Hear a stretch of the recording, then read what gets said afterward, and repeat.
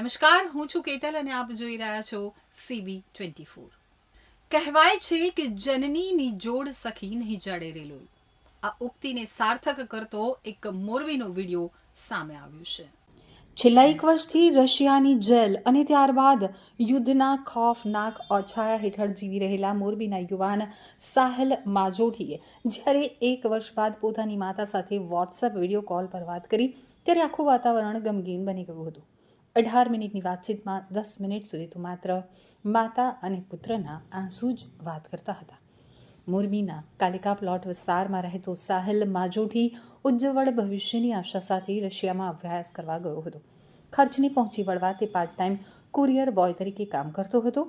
જો કે નસીબની બલિહારી જુઓ કે એક અજાણ્યા પાર્સલમાં ડ્રગ્સ નીકળતા રશિયન પોલીસે તેની ધરપકડ કરી. સાહિલે તમામ પુરાવા આપ્યા હોવા છતાં તેને જેલની સજા ફટકારવામાં આવી.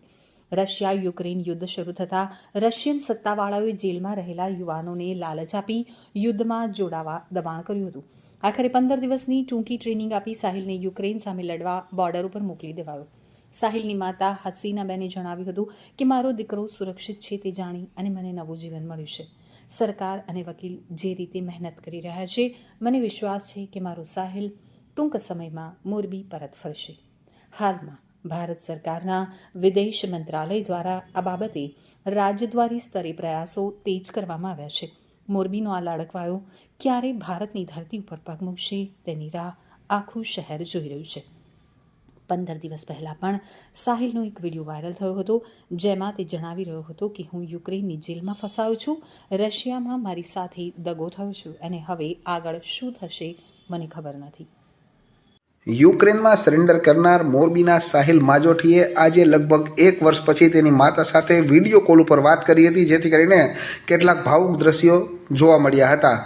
મોરબીથી રશિયા ખાતે અભ્યાસ કરવા માટે થઈને ગયેલો સાહિલ માજોઠી રશિયામાં ડ્રગ્સના કેસમાં ફસાયો હતો અને ત્યારબાદ તેને સજા પડી હતી અને જેલમાંથી મુક્તિ માટે તેને અનેક પ્રકારના પ્રલોભનો આપવામાં આવ્યા હતા અને ત્યારબાદ અંતે તેને યુક્રેનની સામે યુદ્ધ લડવા માટે થઈને તૈયાર કરવામાં આવ્યો અને ત્યારબાદ તેને ટ્રેનિંગ આપીને યુક્રેન સામે યુદ્ધ કરવા માટે તેને મોકલવામાં આવ્યો હતો. જો કે સાહિલ માજોઠીએ યુક્રેન સામે યુદ્ધ કરવાના બદલે ત્યાં સરેન્ડર કર્યું હતું ને હાલમાં તે યુક્રેનના કીવી ખાતે ડિટેન્શન સેન્ટર ખાતે રાખવામાં આવે છે. દરમિયાન તેને મોરબી ખાતે પરત લાવવા માટે તેની માતા અને પરિવારજનો દ્વારા કેન્દ્ર સરકાર, રાજ્ય સરકારમાં રજૂઆતો કરવામાં આવી રહી છે. તે ઉપરાંત દિલ્હી હાઈકોર્ટમાં પણ આ બાબતે હાલમાં લડાઈ ચાલી રહી છે અને તેવામાં આજે તેઓના જે દિલ્હી ખાતેના વકીલ છે દીપા જોસેફ, તે યુક્રેન ખાતે પહોંચ્યા છે અને તેમના માધ્યમથી સાહિલ માજોઠીએ લગભગ એક વર્ષ પછી તેની માતા સાથે વિડીયો કોલથી વાત કરી હતી અને તે વિડીયો હાલમાં સોશિયલ મીડિયામાં વાયરલ થયો છે અને તેમાં કેટલાક